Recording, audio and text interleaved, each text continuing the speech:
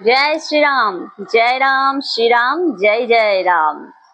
এই স্লোগানের দিন আমাদের খুব কাছে এগিয়ে এসেছে। 6 এপ্রিল রবিবার 2025 সালের রাম নবমী ব্রত বা রাম নবমী তিথি। তো রাম নবমী তিথি আমরা কিভাবে পালন করব এবং রাম নবমী কেন পালন করব সবকিছু নিয়ে আজকের আমি আলোচনায় চলে এসেছি। তো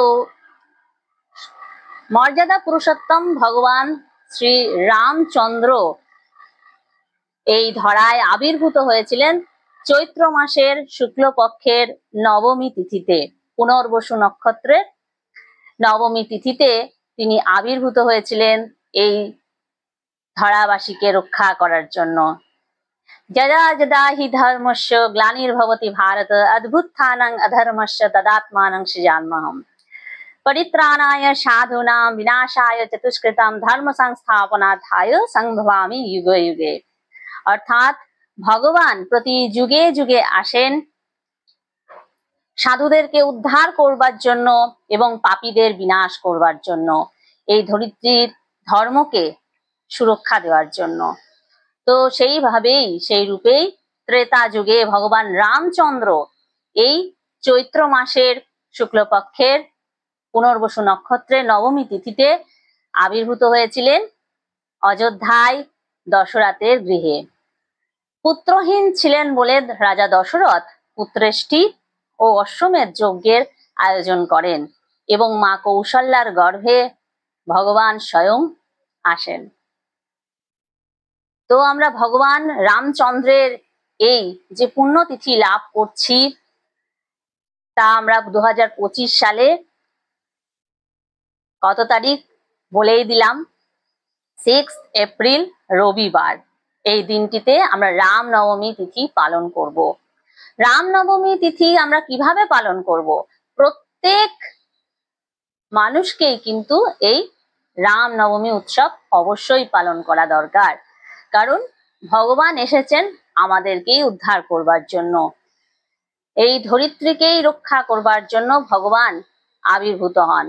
আর সেই তিথি আমরা যদি পালন না করি তাহলে কত কত যে নরক যন্ত্রণা ভোগ করতে হয় তা সুন্দরভাবে শাস্ত্রে বর্ণিত রয়েছে।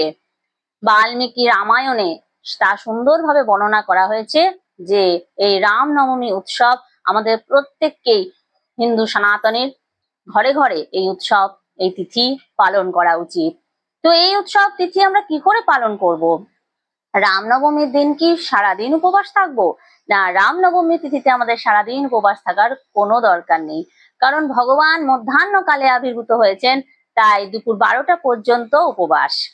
এবং কেউ চাইলে সন্ধ্যা পর্যন্ত উপবাস করতে পারে, কেউ চাইলে একাদশীর মতন ফলমূল গ্রহণ করেও এই ব্রত পালন করতে পারে। তবে যে প্রকৃত নিয়ম তা হলো, যেহেতু ভগবান রামচন্দ্র স্বয়ং মধ্যাহ্নকালে আবির্ভূত হয়েছেন, তাই আমাদের দুপুর 12টা পর্যন্তই উপবাস থাকতে হবে। এবং বাড়িতে যদি ভগবান শ্রীরাম, সীতা, লক্ষণ এবং হনুমানজির যদি বিগ্রহ থাকে তাহলে তাদের অভিষেক করাতে হবে। আর যদি বিগ্রহ না থাকে, তা যদি চিত্রপট থাকে, তোমরা চিত্রপটেই ভগবান রামচন্দ্রের পূজা অর্চনা করবো এই তিথিতে একটু বিশেষভাবে। এবং পূজা অর্চনা করে দুপুর 12টা পর্যন্ত উপবাস থেকে প্রভুর প্রসাদ আমরা গ্রহণ করব এবং সেই প্রসাদ সকলের মধ্যে বিতরণ করারও চেষ্টা করব। এবং অবশ্যই জয় রাম শ্রীরাম জয় জয় রাম এই স্লোগান আমাদের দিতে হবে। হনুমানজিকে বারবার স্মরণ করতে হবে, কারণ ভক্তকে স্মরণ করলে ভগবান তুষ্ট হন। তাই হনুমানজিকে স্মরণ করলে স্বয়ং শ্রীরামচন্দ্র প্রসন্ন হবে। আর শ্রীরামচন্দ্রের এই তিথি পালন করলে হনুমানজি তুষ্ট হয়ে আমাদের সকল সংকট থেকে, সকল বিপদ থেকে উদ্ধার করবেন। তো ভক্ত ভগবানকে উভয়কেই আমাদের প্রসন্ন করে তুলবার একটি বিশেষ সুযোগ আমরা পেয়ে যাচ্ছি এই রাম নবমী তিথি।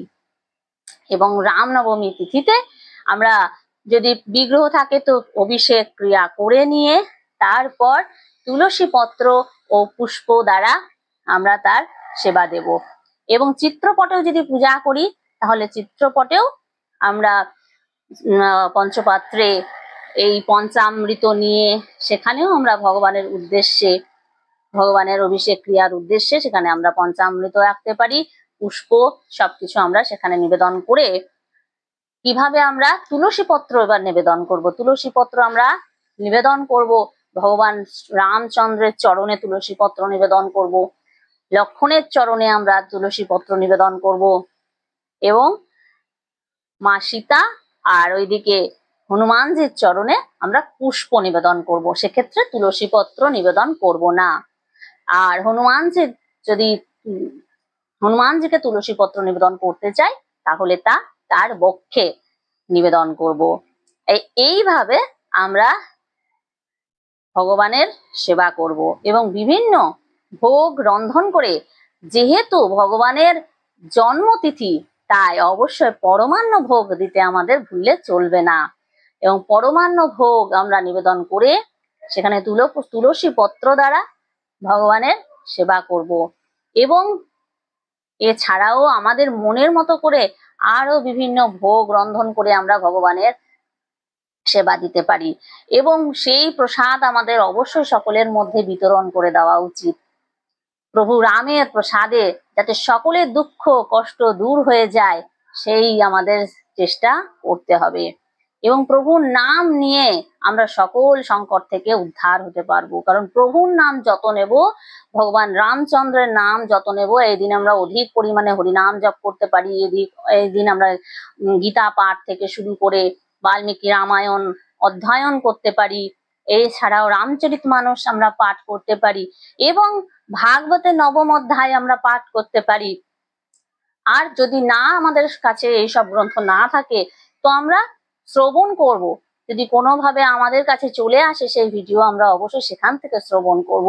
সবকিছুর মধ্যে আমরা চেষ্টা করব ভগবানের প্রীতিবিধানের, ভগবানের সন্তুষ্টি বিধানের, এবং এইভাবে রামচন্দ্রের যদি প্রীতিবিধান সন্তুষ্টি বিধান করতে পারি তাহলে আমাদের স্বয়ং প্রভুকেই আমাদের সন্তুষ্টি বিধান করা হচ্ছে। আর যার মধ্যে দিয়ে আমরা ভক্ত অর্থাৎ স্বয়ং হনুমানজির কৃপাও লাভ করব। আর এই ধরায়, এই কলিযুগে আমাদের সংকট মোচন হনুমানজি কিন্তু প্রতি মুহূর্তে আমাদের সকল সংকট থেকে উদ্ধার করবেন। কারণ এই মুহূর্তে যে পরিস্থিতি এই 2025 সালে, তাতে একমাত্র সকল সংকট থেকে উদ্ধার তিনিই করতে পারেন। আর তাকে আমাদের সন্তুষ্ট করতে গেলে ভগবানের সেবা করতে হবে, তার আরাধ্যের সেবা করতে হবে। ভগবান শ্রীরামচন্দ্রের আমরা এইভাবে সেবা দেব এই রামনবমী তিথিতে। আর দুপুর 12টা পর্যন্ত উপবাসে থেকে আমরা রামচন্দ্রের এইভাবে সেবা কার্য করব। আর অধিক পরিমাণ আমরা হরিনাম জপ করব, রাম রাম নাম জপ করব। রাম রাম দুবার উচ্চারণ করলে 108 বার কিন্তু নাম জপের ফল আমরা পেয়ে থাকি। অর্থাৎ এক মালা জপের ফল আমরা শুধুমাত্র দুবার রাম নাম জপ করলেই পেয়ে যাই। তো সেক্ষেত্রে আমাদের এই দিনে আমরা চেষ্টা করব অন্তত পক্ষে এক মালা রাম রাম নাম জপ করবার। আর আমরা যারা গোবিন্দের নাম জপ করেই থাকি মালায়, তারা চেষ্টা করব অধিক মালা জপ করবার, এবং প্রভু রামের কৃপা এইভাবে আমরা এই তিথিতে লাভ করতে পারি। তো আমাদের ভুললে চলবে না, এই দিন কিন্তু অবশ্যই একটি ধ্বজা, জয় শ্রীরাম লেখা একটি ধ্বজা আমাদের প্রত্যেকের বাড়ির ছাদের ওপরে কিন্তু উড়িয়ে দেওয়া উচিত, অর্থাৎ উত্তোলিত করা উচিত। আমাদের প্রত্যেকের বাড়ির ছাদে একটা করে জয় শ্রীরাম বা হনুমানজির ধ্বজা আমাদের অবশ্যই বাঁধতে হবে। আর এই ধ্বজা বেঁধে আমরা হনুমান চালিসাও পাঠ করতে পারি। কারণ আমরা যদি হনুমান চালিসা এই দিন পাঠ করতে পারি তাহলে আমরা রামচন্দ্রকে প্রসন্ন করে তুলতে পারি। ঠিক যেরকম ভগবানের সেবা করে আমরা ভক্তের কৃপা লাভ করি, সেরকম ভক্তের প্রীতিবিধানের মধ্যে দিয়েও ভগবানকে তুষ্ট করে তুলতে পারি। তাই হনুমানজি এবং রামচন্দ্র উভয়েরই আমাদের প্রীতিবিধান এই দিনে করতে হবে। আর এই রামনবমী ব্রত পালনের মধ্যে দিয়ে আমরা কি কি ফল লাভ করি? আমাদের সকল মনের যে আকাঙ্ক্ষা তা কিন্তু পূর্ণ হয়, সেটা যদি সৎ আকাঙ্ক্ষা হয়ে থাকে। এবং প্রভু রামচন্দ্র প্রতি পদে পদে আমাদের সঙ্গে থাকেন, আমাদের সকল সংকট থেকে তিনি উদ্ধার করেন।